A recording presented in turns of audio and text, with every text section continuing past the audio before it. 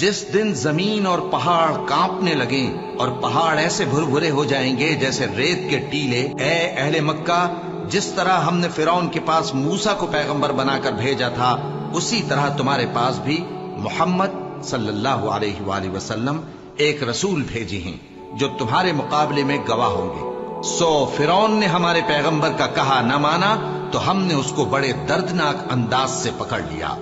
अगर तुम भी इन पैगंबर को न मानोगे तो उस दिन से किस तरह बचोगे जो बच्चों को बूढ़ा कर देगा, जिससे आसमान फट जाएगा। ये उसका वादा पूरा होकर रहेगा। ये कुरान तो नसीहत है, सो जो चाहे अपने परवरदिगार तक पहुंचने का रास्ता इख्तियार कर ले।